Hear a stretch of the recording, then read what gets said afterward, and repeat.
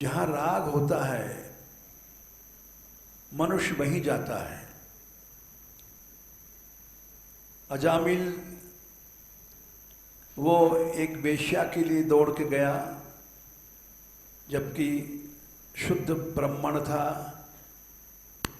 शुद्ध स्त्री थी, बिलमंगल की स्त्री सती थी। सती को छोड़ करके एक वेश्या के लिए दौड़ा,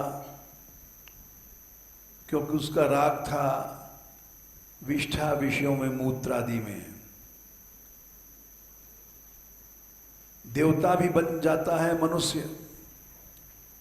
यद्यप वहाँ स्त्रियां खुशबू निकलती रहती, नलिन गंध रुचाम, उनको थूक में खुशबू है, उनके पसीने में खुशबू है कमल की।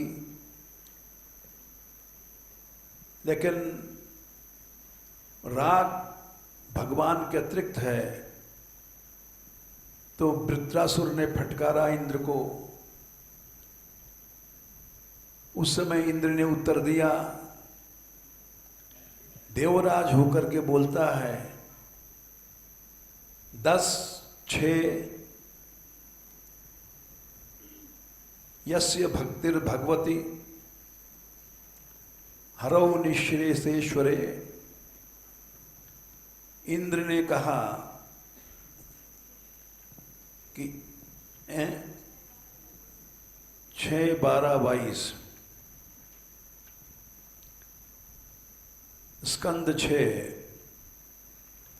ये देवराज इंद्र कह रहे हैं कि जिसकी भक्ति भगवान में है, निःश्रेयस ईश्वर भगवान हैं, विक्रीडितोऽमृतां बोधौ, वो अमृत के समुद्र में घूम रहा है। किम क्षुद्र घातकोदकैः, इस श्लोक को समझो। चाहे वो देवता बन गया, क्षुद्र घात माने स्त्री की योनि, खात माने गड्ढा, अका माने नीच गड्ढा, अधोंग का, उसके उदक माने पानी, भोग के पानी में जिसकी आसक्ति हो गई, वो इंद्र बनने के बाद भी नीच है। तो इसलिए इंद्र ने हार माना वृत्रासुर से कि मैं भले देवताओं का स्वामी हूं, लेकिन नीच गड्ढे में मेरी आसक्ति है। इसके माने कि मैं अमृत के समुद्र से दूर हूं। विक्रीडितोऽमृतां बोधौ, अमृत तो भगवान के प्रेम में ही है। बहुत से लोग हमारे पास आके प्रश्न करते हैं कि इन लड़कियों का भविष्य आप सोचते हैं? उनका मतलब कि रोटी पानी अन्न ये क्या खाएंगी? तो उनसे हम कुछ नहीं कहते, क्योंकि ये बेचारे भोजन पानी पैसा धेला इसी की प्राप्ति को प्राप्ति समझे बैठे हैं। वो नहीं समझ सकते कि अमृत का समुद्र क्या है। जो अमृत के समुद्र में है उसको क्या आवश्यकता है विष खाने की? केवल बुद्धि का भ्रम है। करदम जी ने भी कहा था कि लोकांश लोकानुगतान पशुंश्च तीसरे स्कंद में करदम जी ने कहा है 3:21-17, ठीक है, 3:21-17 नोट कर लिया करो, याद किया करो। जो ये संसार है ये पशु है, भेड़ चाल। एक भेड़ गड्ढे में गिरी तो दूसरी भी गिरेगी अवश्य। यहां तक कि एक भेड़ कट जाती है, देख रही है भेड़ कट रही है तो पीछे वाली भेड़ हटती नहीं है। यहां रेलवे लाइन में कोसी में एक घटना भई, भेड़ वाले आते हैं, ले जाते हैं तो एक साथ हजारों भेड़ें कट गईं।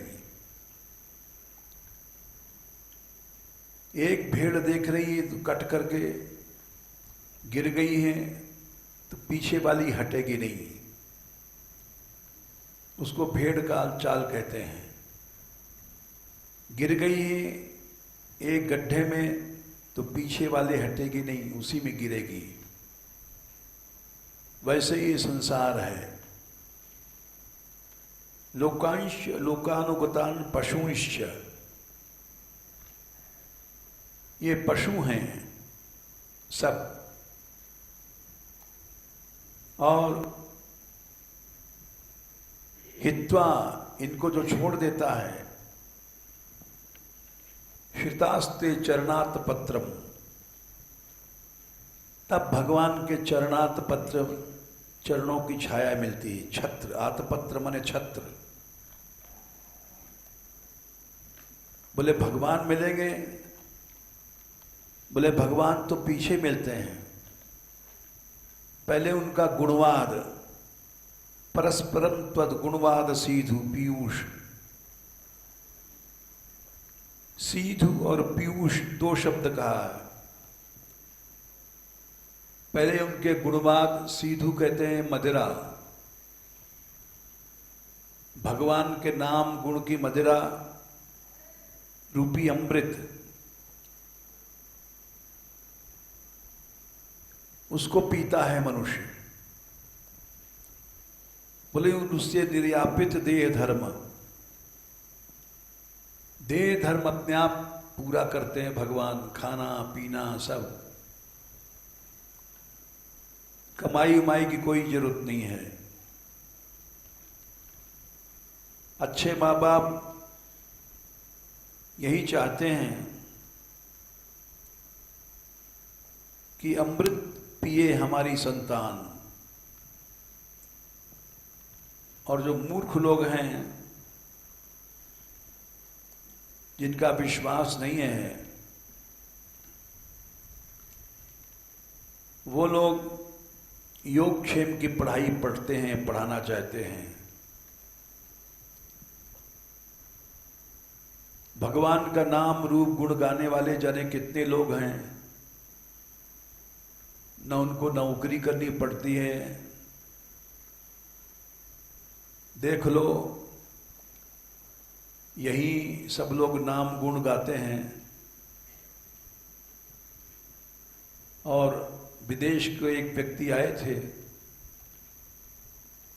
डॉक्टर थे, वो अभी चर्चा चल रही थी। बोले यहाँ इतने लड़के हैं, इतने साधु हैं, लड़कियां हैं, 100 के आसपास बच्चे और साधु हैं, 100 से ज्यादा होंगे। और इतनी लड़कियां हैं, इतनी बड़ी जनशक्ति है। तो उनका दृष्टिकोण तो दूसरा था,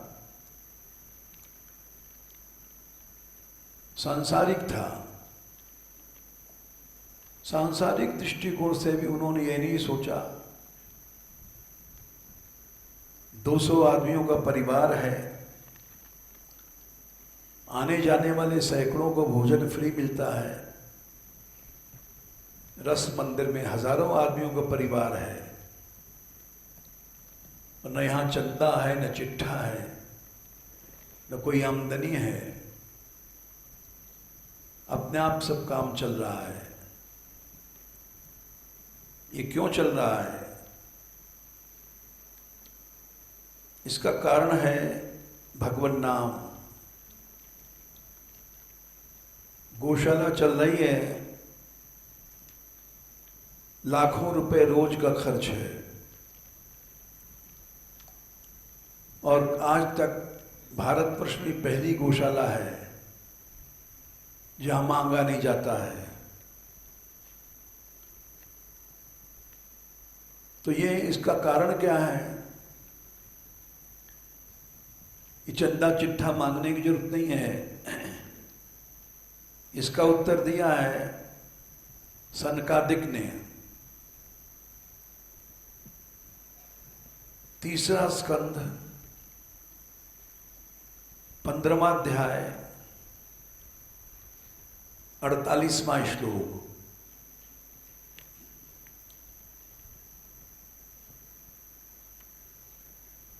ये रट लो, 3, 15, 48। भगवत कथा कीर्तन दो चीजें करते हैं भक्त लोग भगवान से मिलने के लिए। अगर कथा और कीर्तन की महिमा तुम समझ गए तो मोक्ष को भी छोड़ दोगे। नात्यंतिकम बिगड़यंती। आत्यंतिक माने मोक्ष, उसको भी कुछ नहीं समझते। नात्यंतिकम बिगड़यंती अपिते प्रसादम। वो मोक्ष भी आपकी कृपा से मिलेगा। जो कथा कीर्तन के रसज्ञ हैं, किंतु अन्यद अर्पित भयम भ्रुव उन्नयस्ते। और चीजें, रुपया पैसा भोग वगैरह आपकी भावों से नष्ट हो जाते हैं। काल, कितने भी सुंदर स्त्री होगी, पद्मावती भी युद्ध हुआ, अग्नि में जल गई, परिणाम क्या रहा? नरक। पद्मिनी बनने का परिणाम क्या निकला? देश का नाश हुआ, समाज का नाश हुआ, और नरक की प्राप्ति हुई। हजारों स्त्रियां जल गईं, जौहर कहते हैं उसको। तो परिणाम यह होता है, ऐसी चीज नहीं चाहिए जिसको काल नष्ट कर दे। भ्रुव उन्नयस्ते। भौहों के उठाने से ही, भगवान के भौहें काल हैं, और संसार काल की ओर जा रहा है, इसलिए पशु है। इसके अलावा दूसरा रास्ता है, यंगत त्वदंघ्रि शरणा। जो लोग आपकी शरण में हैं, उनके पहचान है भवतः कथाया। आपकी कथा कीर्तन्य तीर्थ यशसः। आपके यशों का कीर्तन करते हैं, वे कुशल से रहे हैं, अर्थात काल उनको नहीं छू सकता। रसज्ञा, रस को जानने वाले हैं। तो इसलिए मूर्ख लोग पूछते हैं कि इन बच्चों का भविष्य क्या होगा। उनका मतलब है ऐसी पढ़ाई नहीं पढ़े जिसमें पैसा मिलेगा, ऐसी पढ़ाई नहीं पढ़े जिसमें कि भोग मिलेगा। तो ऐसे लोगों को उत्तर दिया है सनकादिक ने, येंगत तदंघ्रि शरणा कुशला रसज्ञा, भगवान की शरण में जाओ, कुशल रहेगा, और नहीं तो लोकांश लोकानुगतान पशिमुष्य, भेड़ बन करके कटोगे। मीरा ने यही उत्तर दिया था, ऐसे बर को का बरूं जो जन्मे मर जाए, बर तो बरू में सांवरो मारो चुड़लो अमर हो जाए। मीरा के प्रभु गिरधर नागर आन मिलो अविनाशी। इसीलिए प्रसंग चल रहा है भक्तों के चरित्र का। देखो एक बात और बता दें, भक्तों का चरित्र ये ब्रह्म चर्चा से बड़ी है।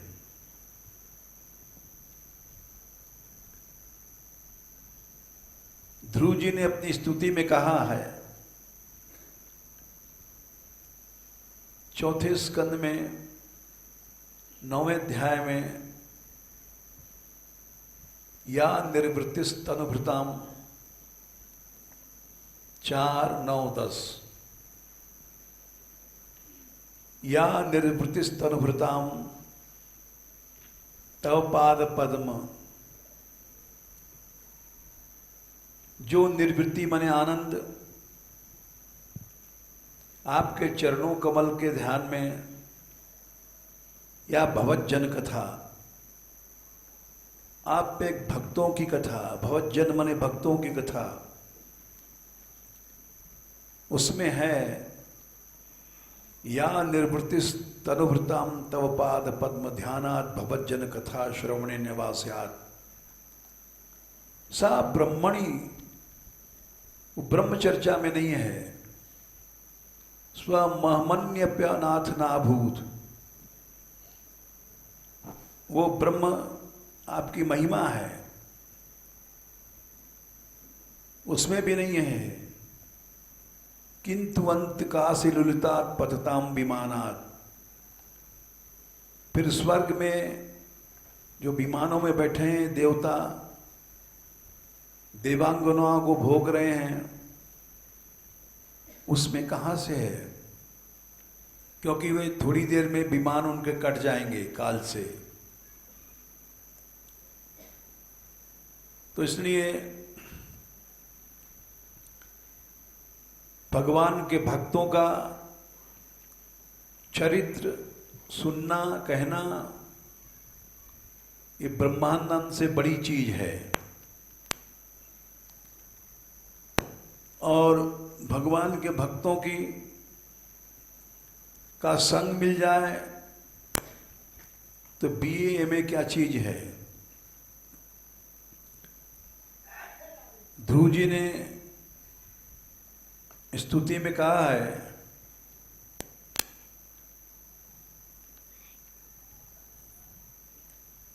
श्लोक क्या है? हाँ, भक्ति मोह संख्या बताओ। 4, 9, 11। भक्ति मुहुः प्रवहताम, जहां भक्ति है, मुहुः मने हर समय, बार बार, ऐसा नहीं 1 घंटा सत्संग कर लिया सब हो गया। वहां बैठो जहां हर समय भक्ति बह रही है। भक्तिम मुहुः प्रवहताम में प्रसंग, भक्ति किसमें? त्वयि, त्वयि भक्तिम मुहुः प्रवहताम, उन भक्तों में मेरी आसक्ति हो जाए। भूयाद अनंतम महताम अमलाशयानया शायानाम, निर्मल मन के जहां लोग रहते हैं, निर्मल भक्त, ये नहीं कि पैसे को लक्ष्य बना लिया, भगवत गुणगान कर रहे हैं, लक्ष्य है पैसा, ऐसे भक्त नहीं,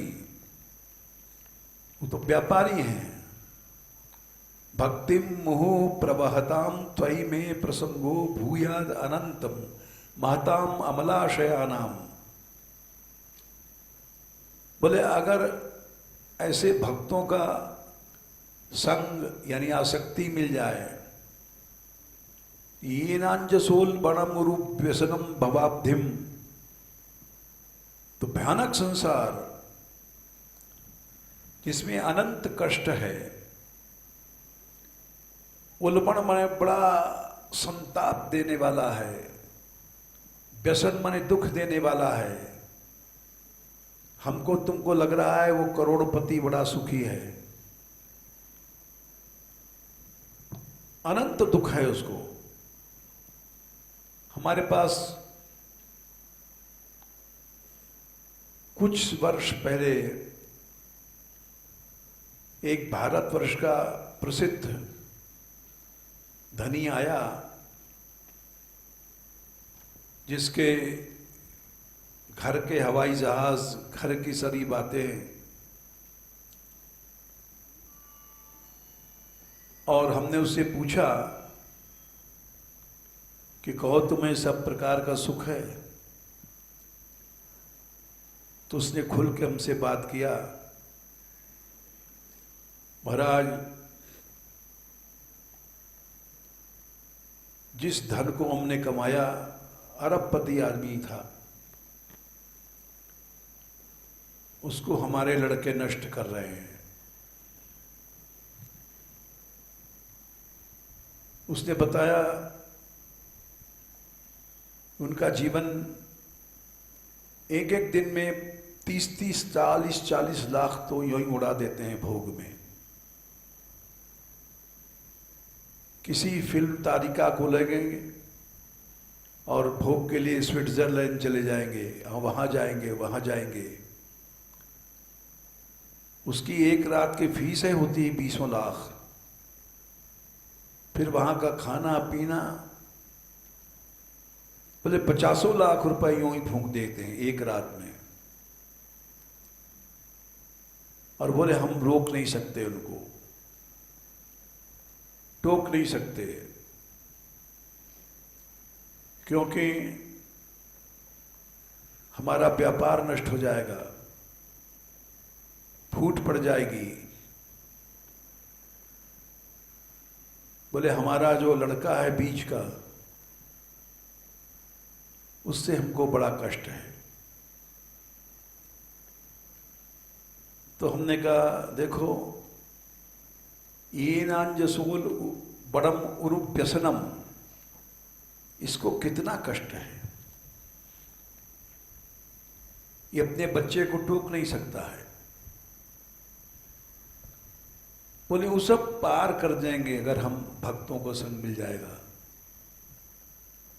नेश्ये भवद गुण कान पान कथामृत पान मत्तः, आत्य गुण बाद आपकी कथा के पान में अगर हम डूब गए तो जो आज तक नहीं मिला हमको, नारद जी ने कहा है प्रथम स्कंद के 5वें अध्याय में, तस्यैव हेतोः प्रवर्तेत कोविदो।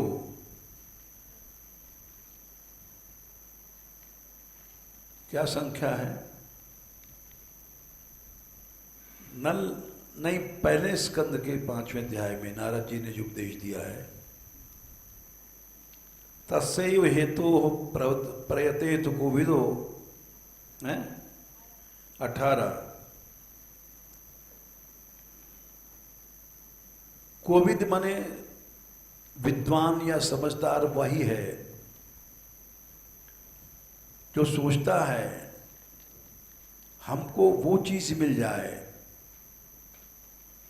जो आज तक नहीं मिली। न लभ्यते यद भ्रमताम उपर्यधः,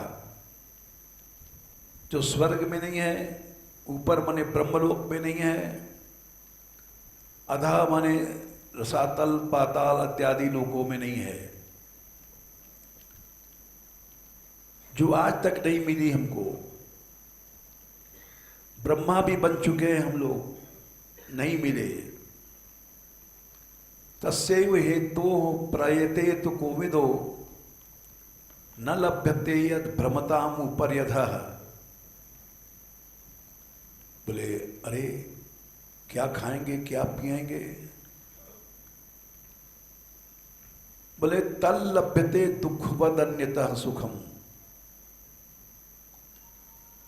दुख और सुख ये अपने आप मिलता है। कालेन सर्वत्र गंभीर रंगसा, काल का बड़ा विचित्र वेग है। बिना चाहे विषय सुख मिलेगा। जिस योनि में जाओगे, यहां तक कि नरक के कीड़े बन जाओगे तो वहां भी नरक की कीड़ी मिल जाएगी तुमको भोग भोगने के लिए। शूकर बनोगे तो शूकरी अवश्य मिलेगी, कुत्ता बनोगे तो कुतिया जरूर मिलेगी, गधा बनोगे तो गधैयां जरूर मिल जाएंगी। उसके लिए ब्याह नहीं करना पड़ता है गधा राम जी को। ये सब चीजें अपने आप मिलती हैं भगवान की इच्छा से। तो इसलिए हम लोग जब पढ़ते थे तो वहां एक श्लोक था, ऊंटों का विवाह हुआ। तो ब्याह में, बारात में, बारात जाती है, दूल्हा जाता है, गाने वाले जाते हैं, बाजे वाले जाते हैं। तो ऊंटों ने पंचायत किया, ऊंट कुमार का ब्याह है भाई, तो कोई अच्छे अच्छे गवैया इकट्ठा करो। तो सबने कहा गधा सबसे अच्छा गाता है, औचक औचक करता है, बहुत दूर तक आवाज जाती है और पशुओं से ज्यादा तेज उसकी आवाज होती है। तो गधा राम जी बुलाए गए। बोले भैया ऊंट कुमार का ब्याह है, हमारे राजा का लड़का है, तो बारात में चलना है, गवैयाओं की जरूरत है। गधाराम जी बोले हाँ हाँ, हमारा स्वर ऐसा है कि तुम देखना जब हम गाएंगे तो कोई दूसरा बोल नहीं सकेगा, हमारे सुर के आगे कोई नहीं गाएगा। बोले ऐसा ही गवैया चाहिए। बारात चली, ऊंट लोग चले, वहां पहुंच गए दरवाजे पर और इशारा किया गवैयाओं की ओर, शुरू करो भाई। तो गधाराम ने शुरू किया बड़े पंचम स्वर से, हाँ तमाम चिल्लाने लग गए। अब तो सब हंसे कि वाह। तो शंका हो गई ऊंटों को कि हमारे ऊपर तो नहीं हंस रहे हैं, हमारी लंबी गर्दन है। गधा सोचने लग गए कि हमारे सुर बेसुरा तो हमारा नहीं हुआ है, लोग क्यों हंस रहे हैं। तो आपस में पूछने लग गए कि कहो दूल्हा राजा क्या हालचाल है।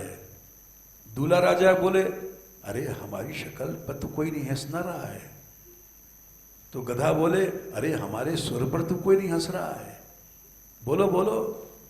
बोले नहीं नहीं, उष्ट्राणाम विवाहे भी गीतम गायंती गर्दभा। ऊंटों के ब्याह में गधा बुलाए गए और परस्परम प्रशंसंती अहो रूपम अहो ध्वनि। एक दूसरे की प्रशंसा कर रहे हैं, अरे भाई ऊंट तेरे रूप पर नहीं हंस रहे हैं, ये तो मूर्ख हैं लोग हंस रहे हैं, तू बड़ा सुंदर है, कितनी सुंदर गर्दन है। ऊंट बोले अरे गधाराम ये सब मूर्ख हैं हंस रहे हैं, तेरा सुर इतना ऊंचा है कि सबको दाब दिया इसने, परस्परम प्रशंसन्ति अहो रूपम अहो ध्वनि। तो इसलिए ये संसार है, ये करदम जी कहते हैं लोकांश्च लोकानुगतान पशुंश्च, ये सब गधे हैं, ऊंट हैं, एक दूसरे के प्रशंसा करते हैं, वाह वाह उसका ब्याह बड़ा जुरू हुआ, एबल लड़की आई है, एबल लड़की है और हगेगी क्या? गुलाब का फूल तो हगेगी नहीं। तो इसलिए ये सब पशु हैं। परस्परम प्रशंसन्ति अहो रूपम अहो ध्वनि, प्रशंसा कर रहे हैं, एवन बीवन, ये सब मूर्खों की बातें हैं। कपिल भगवान बोले लोकांश लोकानुगतान पशुंश्च, ये सब पशु हैं, गधे हैं, ऊंट हैं, एक दूसरे की प्रशंसा कर रहे हैं।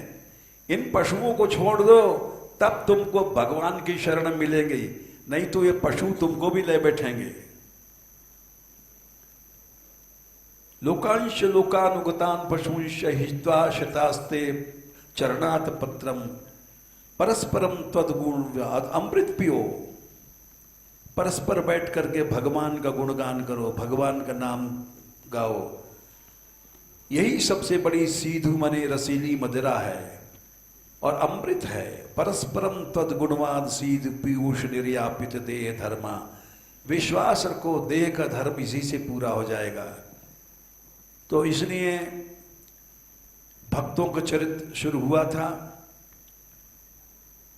उसमें मीरा जी का चरित्र चल रहा था, बीच में और प्रसंग आ गए, समाप्त नहीं हुआ। मीरा जी ने कहा है राणा जी मैं ना रहूंगी तेरी हटकी, साधु संगत मोह लगे प्यारी, लाज तजी घूंघट की, महल दुमहले मोह नाई चाहिए। ये तेरा राजमहल हमको नहीं चाहिए, रेशम साड़ी पटकी, तेरे वस्त्र आभूषण फेंक दिए मीरा ने, इसको लेके मैं क्या करूंगी।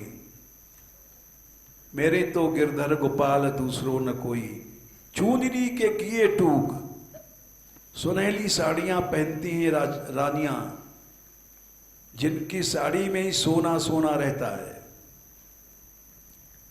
अब तो वो साड़ियां नहीं बनती हैं, पुराने जमाने में ऐसी साड़ियां थी कि कुछ नहीं है तो उसको गला लो, उसमें जाने कितने तोले सोने निकल आएंगे, सुनहली साड़ी कहते थे।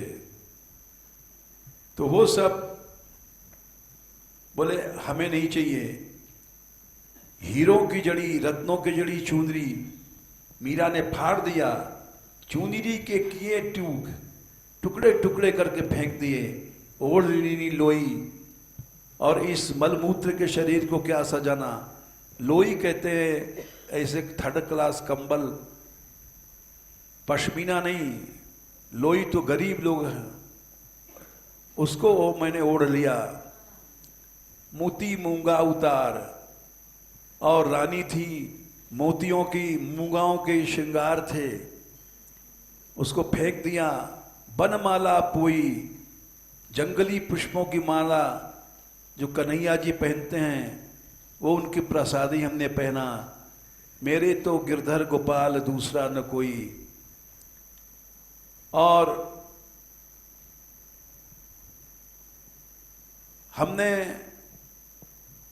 माखन, ठाकुर जी खाते हैं, तो मीरा जब बोली हमने भी माखन खाया और कुछ नहीं। बोले माखन क्या है? कृष्ण गुणगान। माखन जब काढ़ लियो छाछ पिए कोई, ये संसार खट्टी सड़ी छाछ पीती है, भोगों को भोगती है, मैं तो मीरा हूं।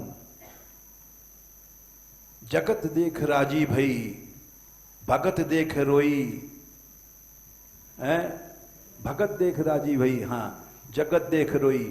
बड़े बड़े राजा लोग आते थे चित्तौड़ के राजमहल में, ये उदयपुर के राजा हैं, ये बीकानेर के सामंत हैं, कटार है सोने की पगड़ी है, उसको देख के रोती थी, ये मूर्ख हैं, ये धन संपत्ति के लिए मर रहे हैं, इनको ज्ञान नहीं है।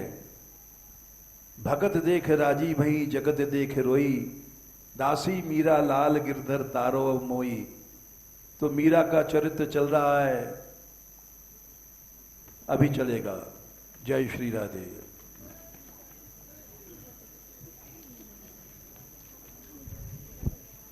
राधे किशोरी दया करो, राधे किशोरी दया करो, हमसे दीन न कोई जग में, हमसे दीन न कोई जग में।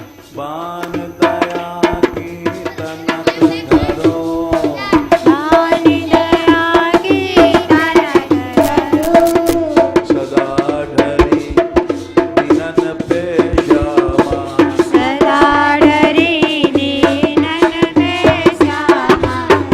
यह